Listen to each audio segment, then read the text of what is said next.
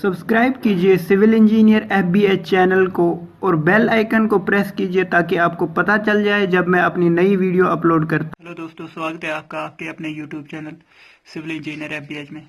जैसा कि आपने वीडियो के टाइटल से देख ही लिया होगा, जो हमारी आज की वीडियो है वो है हाईवे इंजीनियरिंग इंटरव्यू क्वेश्चंस के बारे में। तो मैंने इससे पहले भी 2 वीडियोस बना ली है इस टॉपिक पे, तो आप उनको भी चेक कर सकते हो। लिंक डिस्क्रिप्शन में मिल जाएगा आपको। और अगर आपको वीडियो पसंद आती है तो लाइक कीजिए, शेयर कीजिए और सब्सक्राइब कीजिए अपने चैनल को, ताकि आपको जो है आने वाले वीडियोस की जो है नोटिफिकेशन मिल जाए। तो आज का जो पहला क्वेश्चन है, what is setback distance. Setback distance क्या होता है? Setback distance is the clear distance from central line of the curve to the obstruction from the inner side of the curve. ये जो होता है हमारे पास होता है, ये हमारे पास रोड है, कर्व्ड रोड जहां पर होगा, कर्व्ड रोड जहां पर होगा, ये रहा हमारा रोड, कर्व्ड रोड। तो ये होता है clear distance from the centre line of the road. Centre line of road से यहां पर अगर कोई ऑब्स्टेकल है हमारे पास, ऑब्स्टेकल मतलब कि यहां का ड्राइवर जो है यहां देख नहीं सकता, उसी को ऑब्स्टेकल मानेंगे यहां पर। फॉर एग्जाम्पल यहां पर ऑब्स्टेकल है, यहां से इस ऑब्स्टेकल तक जो डिस्टेंस होता है इसी को हम कहते हैं सेटबैक डिस्टेंस। क्या होता है? Setback distance is the clear distance, it is the clear distance from centre line of the curve. Centre line of curve से ऑब्स्टेकल तक जो क्लियर डिस्टेंस है उसी को कहते हैं हम सेटबैक डिस्टेंस। ये बहुत ही इंपॉर्टेंट क्वेश्चन है, setback distance. What is summit curve and valley curve. Summit curve क्या होता है? Summit curve are the vertical curves with concavity downwards. ये जो होते हैं समिट कर्व जो होते हैं, समिट कर्व वहां पर हमको पता ही है कि समिट जो होता है, समिट टॉप को हम कहते हैं। फॉर एग्जांपल अगर हमें रोड ऐसे बनाना है, इस टाइप का रोड बनाना है कहीं पर जहां पर कोई थोड़ी पहाड़ी जैसी होगी, तो हमें यहां से करके रोड बनाना है थोड़ी पहाड़ी के ऊपर से। तो कनकेविटी किस साइड? कनकेविटी इस साइड को कनकेविटी कहते हैं, ये तो हमें पता ही है, कनकेविटी इस साइड होती है। तो कनकेविटी डाउनवर्ड्स अगर होगी तो उसे कहते हैं समिट कर्व। वर्टिकल कर्व होते हैं, समिट कर्व होता है जिसकी कनकेविटी डाउनवर्ड्स हो। फॉर एग्जांपल ये रोड आ रहा है, यहां से यहां कर्व हमने किया ऐसे, मतलब कि कनकेविटी नीचे की तरफ है, तो इसे कहते हैं समिट कर्व। वैली कर्व और vertical curve with concavity upwards. Valley curve क्या होती है? वैली कर्व भी हमारी एक वर्टिकल कर्व होती है जिसकी जो है कनकेविटी अपवर्ड्स होती है। कनकेविटी अपवर्ड्स मतलब कि ये अगर वैली जैसी बनी है यहां पर, फॉर एग्जांपल हमें यहां रोड आ रहा है ऐसे, तो हमें वैली में से गुजर के रोड बनाना पड़ेगा।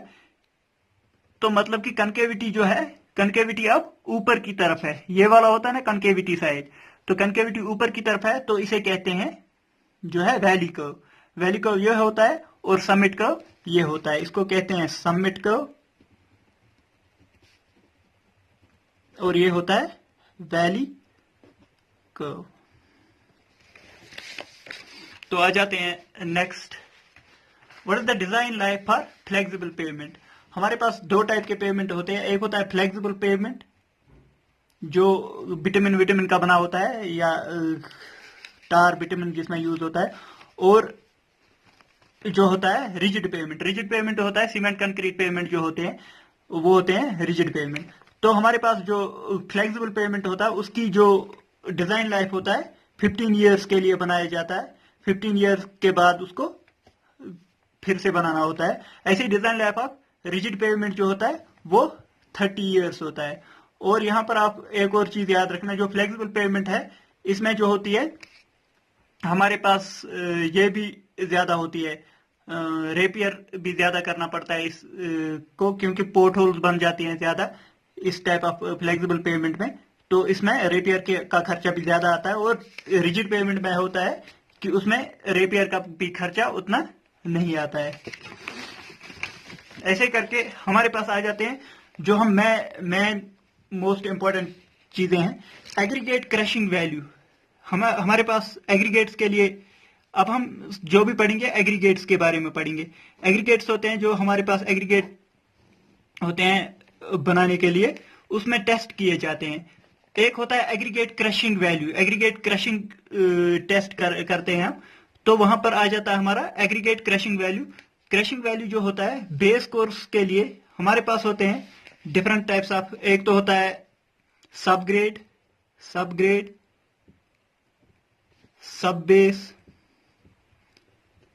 बेस और सरफेस कोर्स। ये होते हैं डिफरेंट सरफेसेस जो हम जब हम पेमेंट बनाते हैं, ये होते हैं हमारे डिफरेंट पेमेंट लेयर्स। तो अब क्या होता है, ये जो बेस कोर्स है, बेस कोर्स के लिए एग्रीगेट क्रशिंग वैल्यू जो होता है वो 45 से कम होना चाहिए। एग्रीगेट क्रशिंग वैल्यू 45% से कम होना चाहिए बेस कोर्स के लिए। ऐसे ही सरफेस कोर्स के लिए जो है 30 से कम होना चाहिए, क्योंकि जो बेस कोर्स अगर थोड़ी कम स्ट्रेंथ का भी होगा चलेगा, लेकिन सरफेस कोर्स कम स्ट्रेंथ का नहीं होना चाहिए, इसीलिए इसका जो एग्रीगेट क्रशिंग वैल्यू है वो 30% से कम होना चाहिए। ऐसे ही आ जाते हैं एग्रीगेट इंपैक्ट वैल्यू, दूसरा आ जाता है aggregate impact value. Aggregate impact value ये अलग एक टेस्ट होता है। इसके लिए जो होता है सरफेस कोर्स के लिए 30% से कम होना चाहिए aggregate impact value. Bituminous macadam के लिए जो है 35% से कम होना चाहिए, और वाटर बाउंड मैकेडम होगा तो उसके लिए 40% से कम होना चाहिए सरफेस कोर्स के लिए एग्रीगेट इंपैक्ट वैल्यू। ये मोस्ट इंपॉर्टेंट वैल्यूज है, ये आपको याद रखने चाहिए। आप किसी भी जो है इंटरव्यू के लिए जाओ या फिर कोई भी जो है कॉम्पिटिटिव एग्जाम दे रहे हैं वहां पर भी पूछे जाते हैं। ऐसे ही होता है लॉस एंजलिस एब्रेशन वैल्यू। हम एक टेस्ट करते हैं लॉस एंजलिस एब्रेशन टेस्ट, वहां पर हमारे पास एब्रेशन वैल्यूज आ जाते हैं। सरफेस कोर्स के लिए लॉस एंजलिस एब्रेशन वैल्यू जो होता है वो 30% से कम होना चाहिए, और बेस कोर्स के लिए 50% से कम होना चाहिए हमारे पास जो है लॉस एंजलिस एब्रेशन वैल्यू।